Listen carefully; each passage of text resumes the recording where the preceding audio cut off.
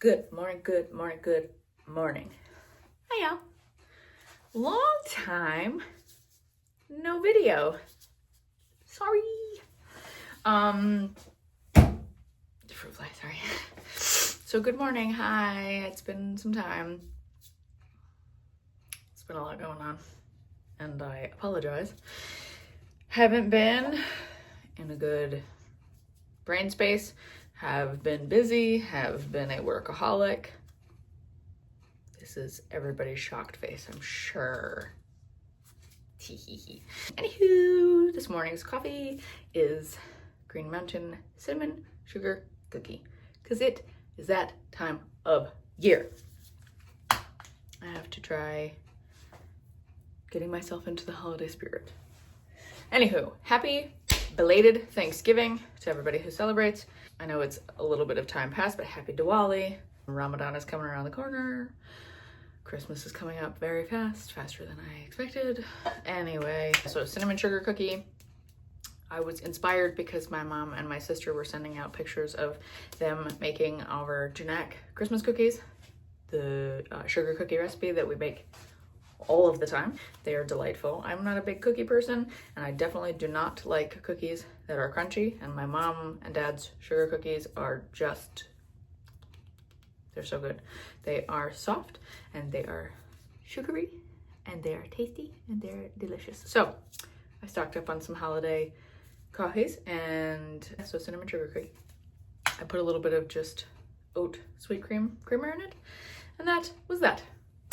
Anywho, so lots going on. I made a very quick trip to see my familia for Thanksgiving holiday, and I probably spent more time in the car than I was able to spend with my family, which was a big bummer, but nonetheless, Christmas is coming up, and I hope that I am approved for the time off that I have requested so that I can spend some more days with them. I bought a new car, kind of had to. That rental car was getting a little expensive after my accident, like a lot bit expensive. So I bought a new car. Not looking forward to that car payment at all because the used car market is so trash. So I bought a new vehicular. She's expensive.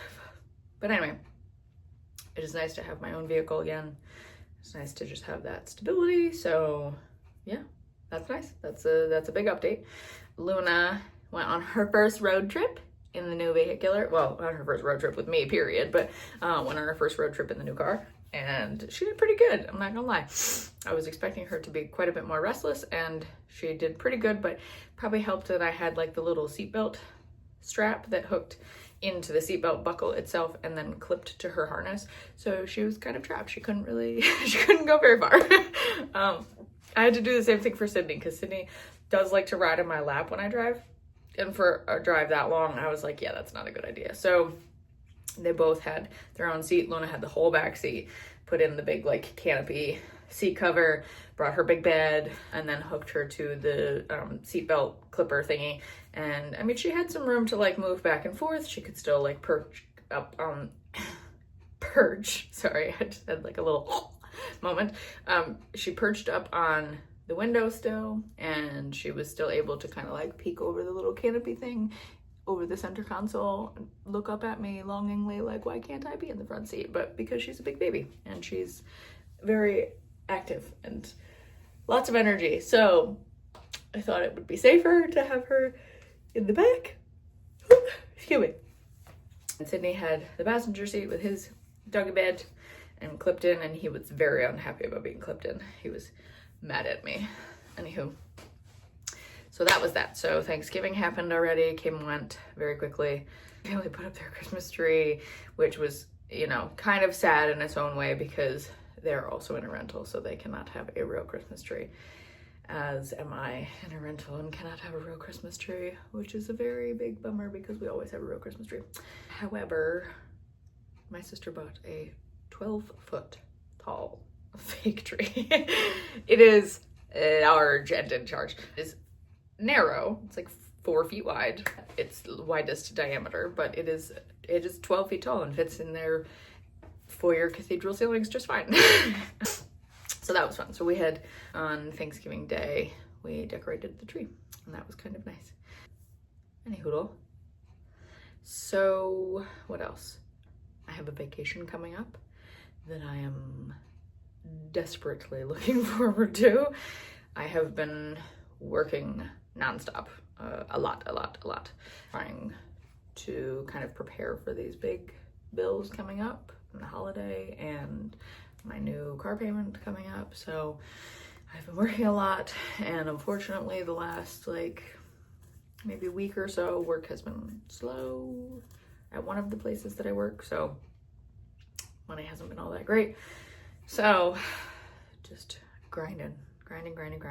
But interestingly enough, it's funny because I have been listening to The Subtle Art of Not Giving a Fuck podcast that Mark Manson produces, and I listened to a whole episode about this very topic, about is it necessary for successful people to go through the misery of the grind where they just do not have a life outside of the grind and being miserable doing it in order to get to that level of success that they hope to achieve. And then sort of in hindsight, preaching to everybody else that you need to have a work-life balance type thing. Or he posed the question of basically do you have to go through that misery and the grind and the blood, sweat, and tears of just work in order to then be able to reflect back and say, hey, you need to have a work-life balance? Or do successful people have the option to create a work-life balance right from the beginning? And the common theme among the psychoanalyst and the psychologist that he had on the podcast, he was interviewing Dr. Ali, whose last name I can't remember. Dr. Ali, he is a ER doctor by trade, but he then decided that it wasn't making him happy, and so he decided to go part-time as a doctor and then created a very successful YouTube channel.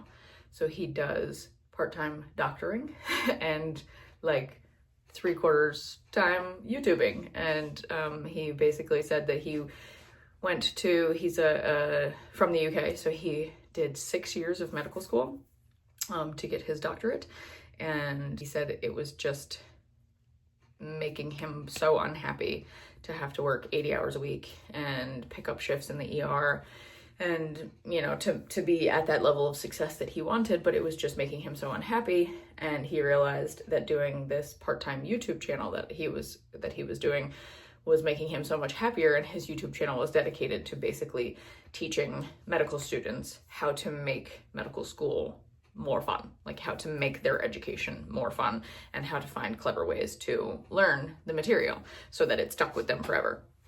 And so he decided, after many years of being a full-time doctor, that he no longer wanted to be a full-time doctor, but he still loves medicine. So he stopped doing the grind and then started doing what he actually loved and realized how much happier it was making him and how much more of a work-life balance he has. So he basically said that in his experience, and he feels like in his experience with other people that he has spoken to at that level of success and other doctors that he's worked with, that there isn't really the option to be at the level of success that you want to be. If you're striving that high, there's really not an option to do the whole work-life balance thing from the beginning, because that level of success requires so much dedication and commitment off the rip. So he said it is sort of a grueling process, and unfortunately for a lot of people, depending on what it is that you're pursuing, it could be 10 years of a harsh, grueling, miserable reality of overload of work. But then once you get to that success level, then you can kind of take a back seat and go, okay, now I get to enjoy the benefits of all this hard work that I put in. So that being said, has made me realize this is kind of where I am in terms of my acting career. And, I have been pursuing acting for 18 years now. And, when I started acting very early, it was the research that I had done was basically it takes an average of 7 to 10 years for an actor to make a break. That length of time has probably expanded at this point because I feel like social media has become more of a focus than the craft of acting itself. So, you know, I was taking an online acting class with an instructor out of, she's a casting director in California, but she works for a studio in Orlando. And even she kind of reinforced the fact that, unfortunately, if you are in a pool of applicants, of actors, for one role, and they are having a difficult time as casting directors to decide who's going to get the role because the audition tapes were very good, that oftentimes it comes down to your social media following. And unfortunately, it will have ultimately nothing to do with how good you are. And if that doesn't just chap my fucking ass, I don't know what does. I don't know what does, because it is so aggravating to be a creative and to be pursuing a performing arts career, knowing that half the battle is staying fine-tuned and staying fresh and staying current and skilled and keeping up with the study of my craft, ultimately to potentially lose roles because I don't have 50,000 plus followers on fucking social media. That's like a slap in the face. It's a slap in the face. So, you know, so that is kind of the harsh reality and the battle that I'm up against right now, and just trying to figure out how to still be grinding outside of my acting career pursuits to pay bills, you know, because the reality is my agent in Orlando even said, you know, you may love acting and you may want it to be your full-time career, but in the meantime, you need to get used to being unemployed as an actor. So find something else that makes you happy that will pay your bills.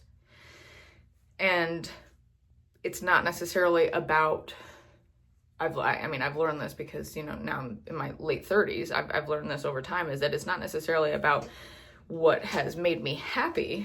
It's about what has provided the most flexibility to still pursue acting, because there are very few people that I know in my circle of actor friends who have full-time careers that are still able to pursue their acting career aspirations as well. So a lot of us do the whole starving artist thing, where we work as waitresses and bartenders or servers or something in the hospitality industry because it provides flexibility and it provides an opportunity for, you know, can somebody cover my shift? Sure. Well, if you're a brain surgeon, not exactly the easiest thing to be like, hey, you want to cover my shift? I have a surgery scheduled at 8 a.m. on Wednesday, but I have an audition. Yeah, not gonna happen. So hence why, you know, when my dad was having that conversation with me about my aspiration to be an actor, he said, can you just get a degree in something as a backup? And so I got a degree in communications because I know that I can do that. It's something that applies to everyday life in many different facets and in many different capacities. And so there may or may not always be an opportunity for at least some kind of work in the field, but it wasn't something that was so specific and so niche that I was going to lose the opportunity to pursue acting, which is what I really want to do. So finding the balance of the everyday grind to pay my bills and the grind, the real grind of doing the things that I need to do to set myself up for the most success as an actor. It's a very big challenge. It weighs on me mentally, emotionally, physically. I don't have a whole lot of free time outside of those pursuits and those jobs, you know? And even like this month, I had 2 gigs booked. I had a lifestyle photo shoot for a hiking footwear campaign that was supposed to film Monday of this week.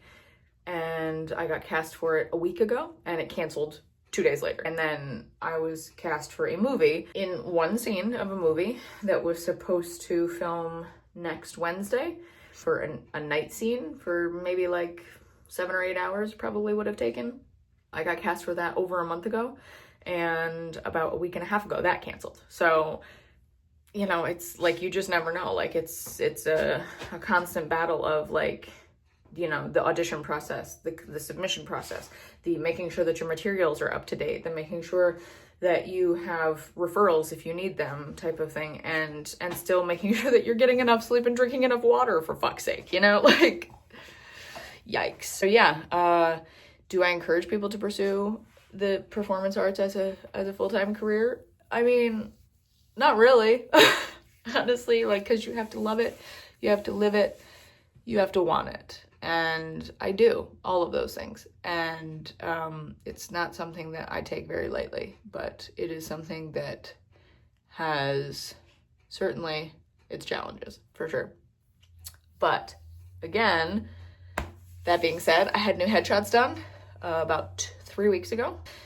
And I just had about 6 of the shots edited. It was like 258 photos that we took, well, that were narrowed down, that I wasn't like blinking or halfway into saying something or laughing or whatever.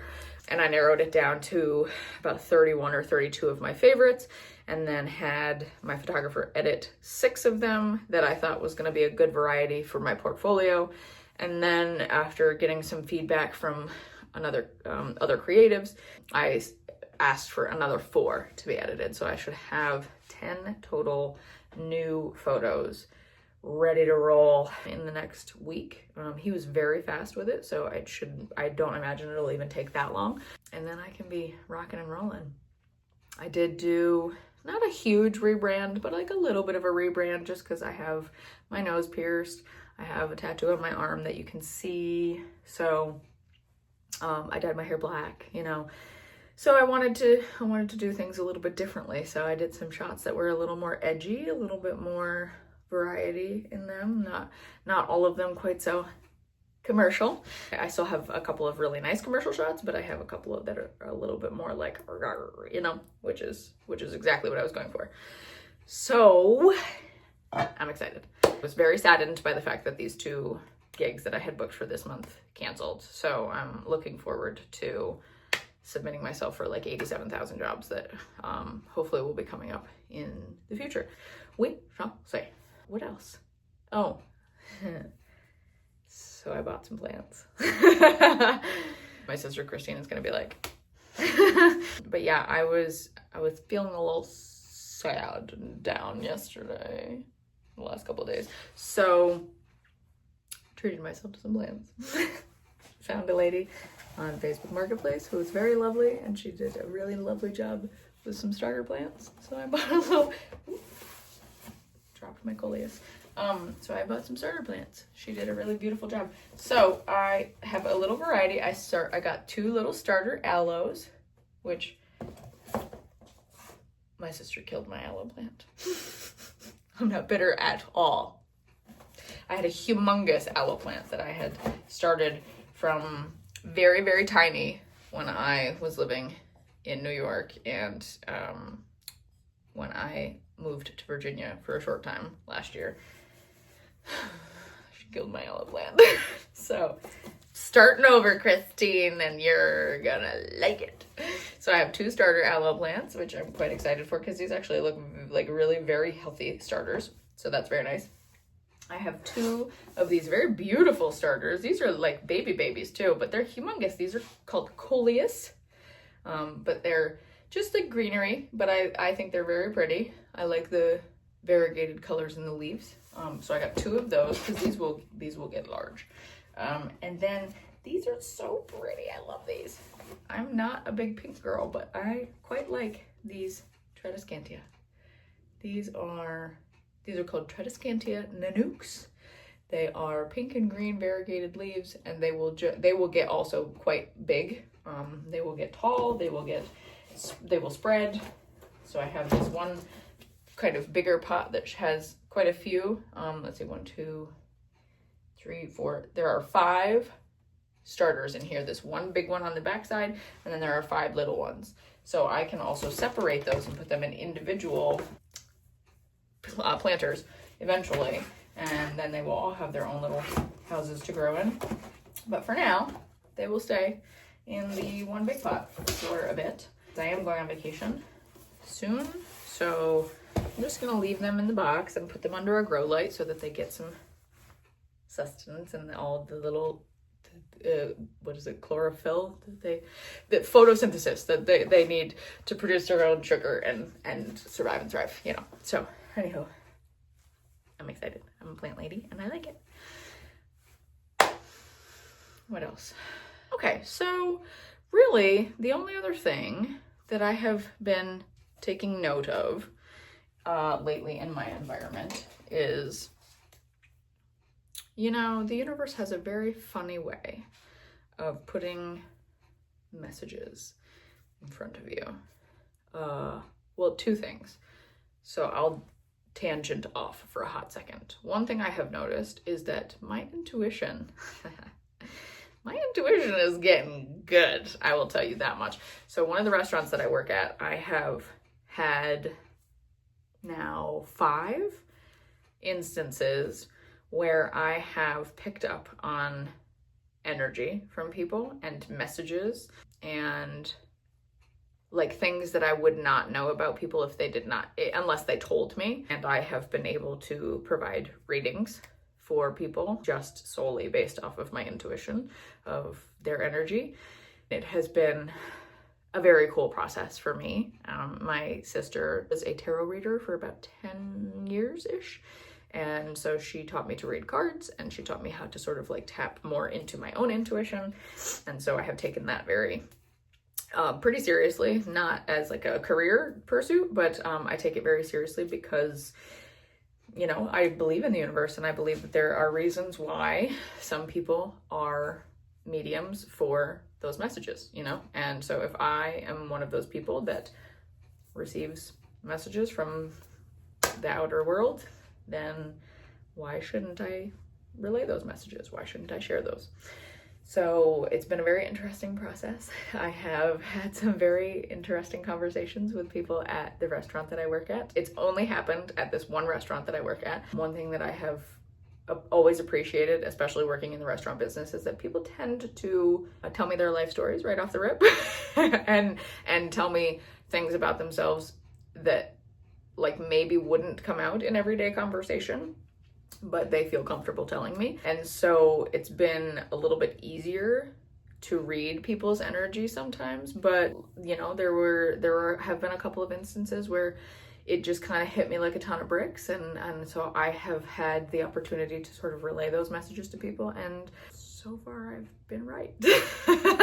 So that's been kind of cool. I look forward to some of these people coming back and following up with me because I have the last 2 messages that I have been given from the universe to these people are things that have yet to happen, like things that are in the works but have yet to have a resolution. So I've made sure to tell them, like, you need to come back and tell me if this deal goes through or if this happens or that happens or that kind of thing. So because then I'll know how good I am. So that's been kind of a fun process. One thing that was really interesting was like probably about a month ago now, I have never seen dead people. I've never had the privilege of seeing like a physical body of like, well, the spirit of a physical body, like a human, like never seen a ghost type of thing. I know people who have, but I was dealing with a table of about 8 women at the restaurant that I worked at. And one of them was somebody that was like the very first table that I had this experience of like getting energy reads from. And she came back for dinner about a week and a half after the first time that I met her with a different group of her friends. And one of her friends had lost her grandmother and she was there. Her grandmother was there. And that was a very interesting process for me because it was very clear. It was very clear who she was there for, what she was doing, why she was there, and really just kind of like what her presence was meant for. And again, not that it was something that like I could visibly see her, but it was very, very clear to me that her presence was there and that she wanted it to be known and she needed me to tell the granddaughter. And I mean, this is a grown-ass woman. Like, this woman was probably in her late 40s, maybe, yeah, probably late 40s, maybe even early 50s. So her grandmother at this point probably would have been in her 90s, maybe even beyond. And I'm not even sure how long it was since she had passed, but it sounded like they were quite close. So that was a very interesting process for me because I've never had the dead people thing happen to me. And, like, not that way. I mean, I've had previous incidents where I've picked up on time I gave a girl a reading back in New York. She came into the restaurant that I worked at and I ended up meeting her and her friends for drinks afterwards. And I was just getting a ton of energy from her about her relationship with her grandmother. And I was picking up on a lot of like sad energy. And so I said, did you lose, like, were you really close to your grandmother and she's not here with us anymore? And unbeknownst to me, her grandmother was like her best friend and had just died 3 weeks prior to that. So wasn't that I had seen her grandmother or that her grandmother was making her presence known, but I was picking up on things that I would not have known about her unless she had told me that information. And so, you know, moments like that, like she got up and left and went to the bathroom in tears because how the hell would I have known that about her? I had just met her that day. So this is the first time here in my intuition experience where I have had a moment where a very, very clear presence of a dead spirit has like tapped me on the shoulder and been like, tell my granddaughter that I said hello. So it's very interesting to me. It's a very interesting process as I've gotten older, and I think I've just appreciated more about like people's openness and people's emotions, being present in the moment and sort of feeling what they feel, which sometimes is really difficult. Sometimes, like, it's very exhausting. My sister stopped doing tarot readings because it was exhausting. It's a very tough thing to do all the time because it is an energy sucker. You're drained of your own energy because you're just taking on everybody else's. So that I understood. I had a very rough time the first time that woman came into the restaurant with her coworkers because I was able to do readings for all 4 of them and in one setting, like over the course of an hour and a half while they were there. And by the end of it, I had to step away because I was crying and it was a very heavily emotional thing for me as well. And so by the end of my shift, I was like, I need a nap. I need to lay down. I'm tired. I am just like emotionally and physically drained. So I have to be mindful of that as well for myself because that is, sometimes most of the time it just comes out of nowhere. So anyway, but that's been a cool process for me, is like just knowing that I am tapping into other little parts of, you know, I like it. I like it. Speaking of which, on January 25th of 2025, 7 of the planets are going to be in direct alignment with the moon in a straight line. And it's gonna be cool. And you are going to be able to see them with the naked eye. But yeah, January 25th is supposed to be like a huge cosmic phenomenon where the planets are all in alignment with the moon. And that's gonna be super cool. I hope that my telescope will pick it up because it's gonna be awesome to see. Anyway, not sure how that's gonna affect things upstairs, but hopefully not negatorily. We will find out. So anyway, you see this rack of things behind me. I am preparing to pack for my vacation, and I have a whole bunch of outfits that I had purchased for a previously sort of planned vacation with someone who shall not be named that never came to fruition. So I have all of these vacation outfits that I have purchased that I never got to wear. So we're wearing them. I'm not going to do a haul. I'm not going to do an, get ready with me video. I'm just going to try them on later in probably an hour and see what I like, and then I'll pack. We'll go from there. So I think that's everything. Plants, headshots. Oh, I know what I wanted to say, because it relates to my quote of the day. So one thing that has come about, and this is where I started my, sorry, I'm Mario Andrettiing backwards to my original topic. So one thing that I have found interesting about the universe is how it places people and things back in your path when you least expect it, and what the lesson is to be learned. And sometimes I feel like the lesson is to not reopen doors if it does not make sense, right? Like if it's not productive, if it is not something that is going to encourage growth, if it's not something that is going to propel me forward towards my goals, if this is sort of a general sort of snowball effect of things. My experience so far since having moved down here has been a bit rocky. Definitely some differences in the people and the mindset and the way that people behave. And one thing that that has been really bothering me about the world that we live in is that everybody around me seems to be very self-motivated. And I don't know, I haven't quite figured out if that is because that is what I am a magnet for, because I have a save-a-ho complex, that like people who just want and want and want and want and take and take and take and take gravitate towards people like me who aim to please, who give and give and give and give and pour from an empty cup at all times, because we want other people to be happy before we prioritize our own happiness.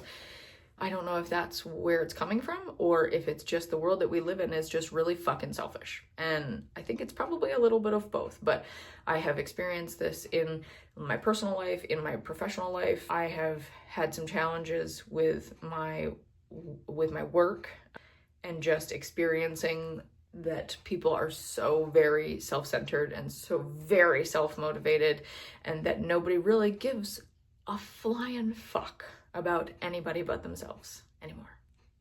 And there, in my opinion, is an appropriate time and place for that, if it is with good intention. If it is for the sake of protecting your mental health, your sanity, your peace of mind, that you need to snip, snip, snippity snip people out of your life, or change your, like in the recovery world, it is change your people, places, and things. You know, if that is what needs to happen to better yourself, then great, do it.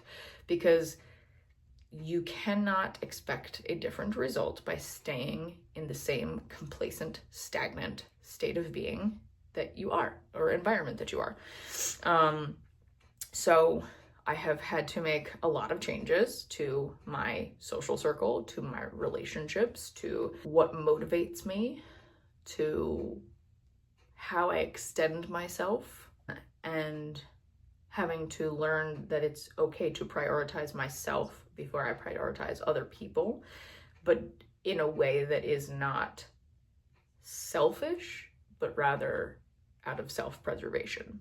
And so the universe has a funny way of making those signs constant reminders in my life. And so I've been noticing about myself that when things go awry for me emotionally, or when things become challenging for me emotionally, that it makes me question my worth, or question, like, why am I not good enough? You know, like when these acting jobs canceled, it was like, well, fuck, why did this happen to me? And it's very annoying to me to hear my own brain think like that.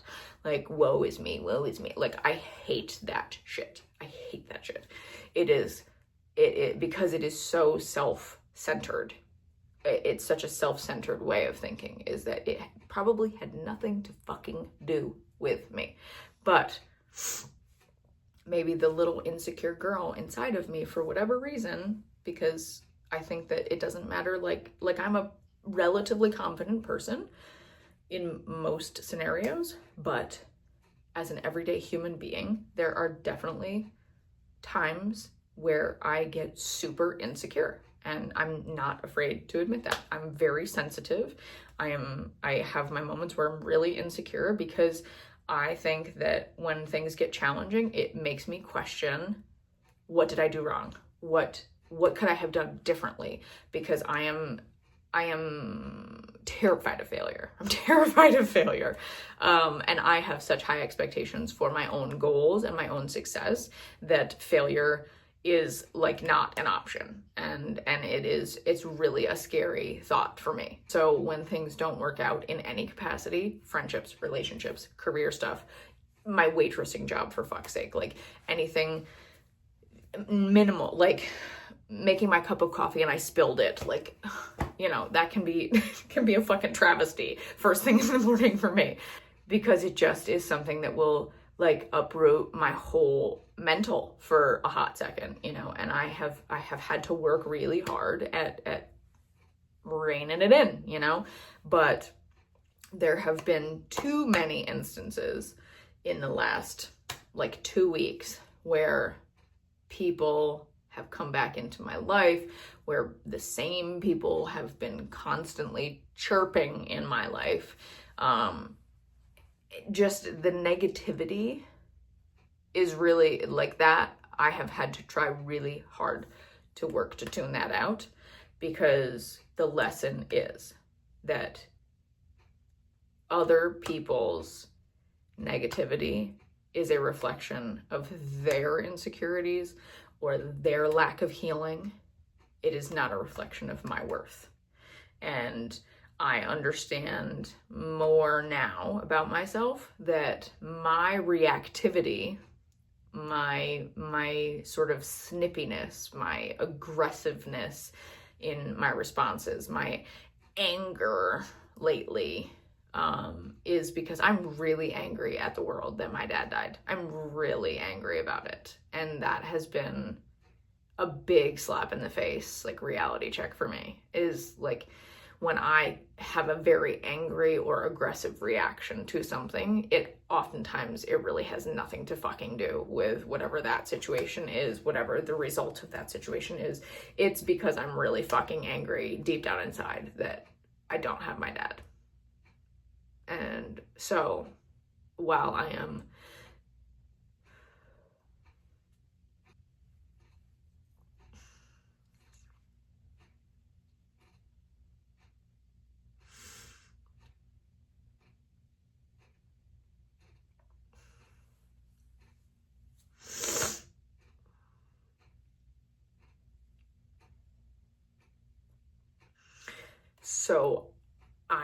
figuring out how to navigate that, and it's been very challenging. And I feel like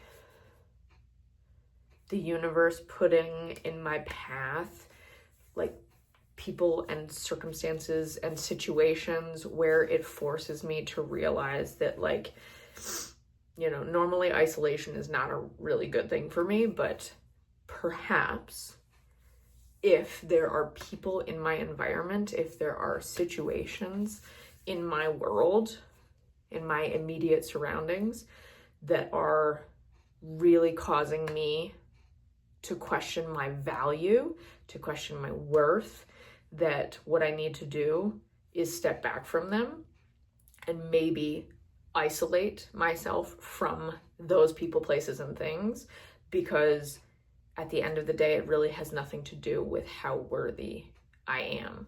And it has more to do with whatever the fuck they got going on and that they need to heal from. And like, grief is a motherfucker, man. Like, grief is a real motherfucker. And it hits me like a ton of bricks out of fucking nowhere. So like some days is like, fine, cry.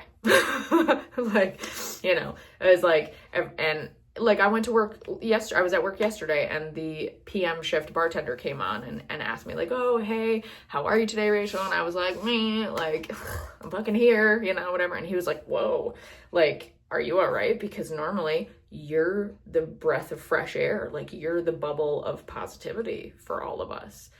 And that really like struck me, because it was like, I really try very hard to be that. I really try very hard every day to wake up with a positive outlook and with, you know, an optimistic mindset so that it doesn't crush my whole fucking day, and figuring out ways to navigate when, you know, people say things that hurt my feelings, when people do things that are self-motivated and that are not considerate of other people, including me, especially if it affects me, and how to figure out how to not let it ruin my day. And that's like an everyday job. That's an everyday job, because the world is so full of selfish motherfuckers. And I think that is just, you know, it's just on my brain constantly, and it's really exhausting. It's really exhausting, guys. It's exhausting to be angry at the world. It's exhausting to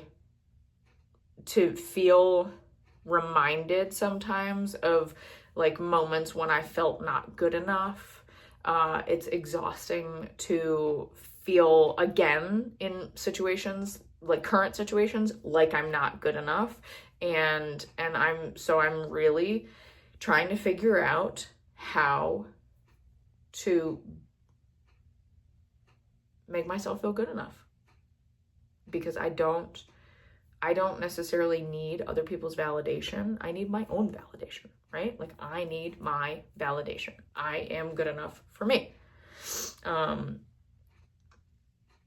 And yeah, so anyway, that's my soapbox. So anyway, so my quote of the day comes from Heather Havrilesky, and it says, "The question of your worthiness is not on the table at all. You know what you want. Embrace that and stand up for it without huffing the spray paint that everyone else is huffing."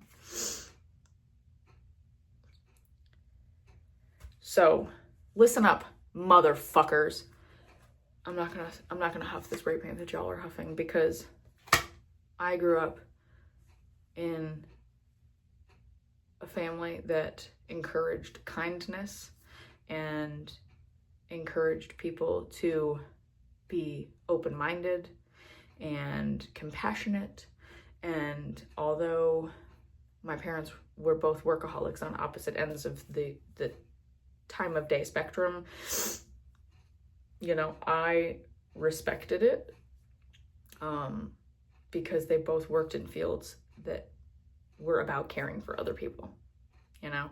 And so I never wanted to be a nurse. I never wanted to be a doctor, but innately ingrained in my brain is the fact that I come from a family of medical professionals who literally have spent their lives, some of whom still spend their lives living every day to take care of other people and to ensure that other people have a good quality of life.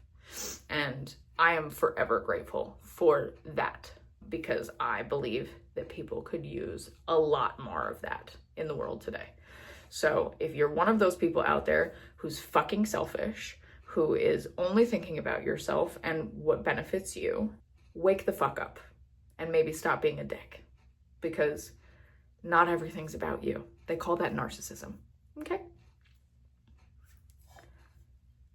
Cheers. Stay hydrated, stay elevated, stay you, because you are fucking good enough. Love you, bye.